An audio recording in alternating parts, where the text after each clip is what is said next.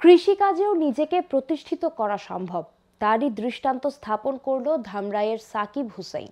বেসরকারি একটি বিশ্ববিদ্যালয় থেকে স্নাতকোত্তর ডিগ্রি অর্জন করে মনোনিবেশ করেন কৃষিকাজে। বাড়ির পাশে পতিত প্রায় 4 বিঘা জমিতে করেছেন কুল বড়ই চাষ। ফলন ভালো হয় উচ্ছ্বসিত তিনি। ভারত সুন্দরী, বল সুন্দরী ও কাশ্মীরি সহ প্রায় 3টি জাতের বড়ই চাষ করেছেন তিনি। এবছর 6 থেকে 7 লক্ষ টাকার বড়ই বিক্রির লক্ষ্যমাত্রা তার। পুরো বাগানে কীটনাশক সহ মোট খরচ হয়েছে প্রায় 3.5 লক্ষ টাকা। আগামীতে আরো বৃহৎ আকারে কুল বড়ই চাষের পরিকল্পনা রয়েছে তার। অন্যদিকে 3 ফসলি জমিতে তার এমন ব্যতিক্রমী উদ্যোগে সাধুবাদ জানিয়েছেন স্থানীয়রা।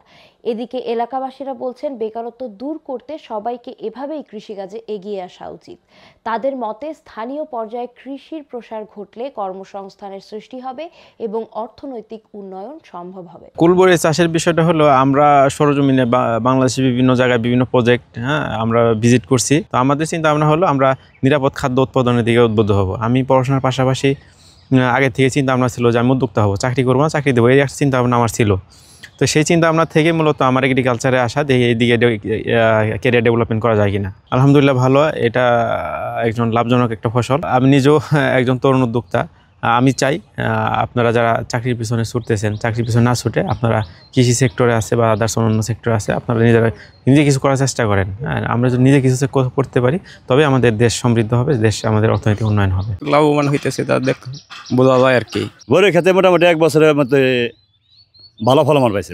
ভুট্টা মন ছিল, তারপর বাগান মন ছিল। বাগানে মাঠ খাওয়ার পরে ও মনে করেন যে নেটে দেখে এই বড়ই চারা লাগাইছে, লাভবান ভালো।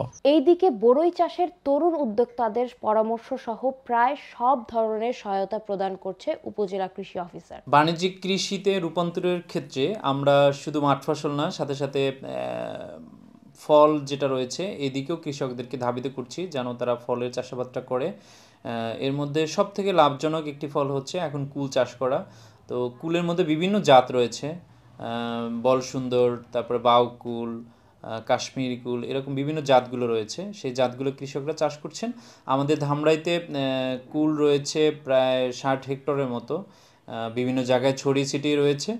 এবং কুল চাষের ক্ষেত্রে কৃষকদেরকে নিয়মিত সার যে ব্যবস্থাপনাটা, অন্যান্য যে ছত্রাকনাশক ব্যবহার করে যেন পোকার আক্রমণটা না হয়, ছত্রাকের আক্রমণও যেন না হয়, সেই বিষয়ে কৃষকদেরকে আমরা সচেতন করছি। ধামরাইয়ের যে বিভিন্ন কুল চাষি রয়েছেন তাদের আবাদের এরিয়া আরও বাড়বে এবং এক্ষেত্রে কৃষকরা স্বাবলম্বী হবে।